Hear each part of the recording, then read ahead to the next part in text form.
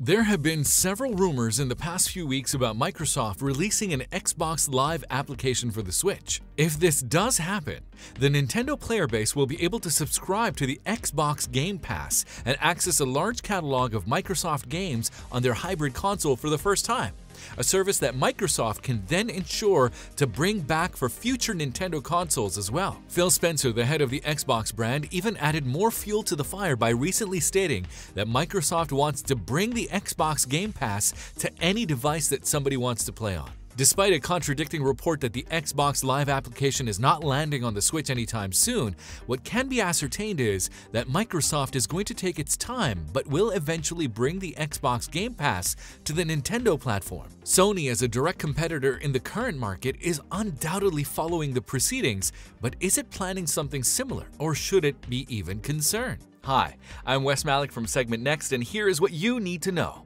Remember to hit the bell icon to get all notifications on our future content.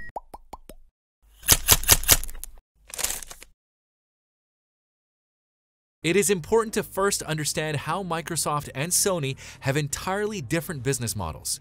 During an era where all three console bases are sticking to their own ecosystems, Microsoft is the only one that is more interested in expanding its service. Catering to exclusive releases, something that Sony has enjoyed considerably in this generation, is still a small slice of the gaming industry, particularly in the case of the Redmond campus.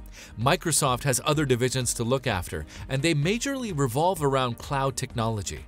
Yes, the company is often goaded by mentioning the power of the cloud, but keep in mind that technology giants like Google and Amazon are all gunning for the same goalpost. The future is cloud computing, and more so on mobile devices. Microsoft understands this and will not break away to focus more on a small-scale battle against Sony on exclusives when there is a larger war against larger corporations on hand. Hence, it is completely normal for Microsoft to be exploring more ways through which to spread its services. Bringing an Xbox Live application on the Switch would be a great win for the company in this regard, particularly when considering that 5G wireless connections are going to start rolling out in the next few years. Combine all of that and you have an audience of millions worldwide that is using your core services for the first time, thus improving your overall reach and share of the cloud market. So how will Sony react to this?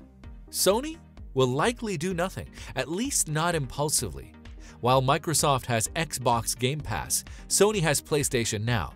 Both are fairly similar, but with Microsoft being the cheaper option and Sony having a larger library. The logical step would be to add PlayStation Now to the Switch as well to give Microsoft competition, but Sony will unlikely follow through. Sony is unarguably the victor of the current generation console war and still has what it takes to produce great storytelling or other exclusives, which is why it will continue to ride this wave into the next generation.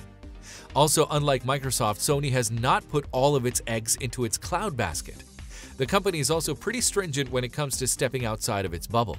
Case in point, how it was forced into supporting crossplay for a few games last year only because Microsoft did it first and made a big deal about it.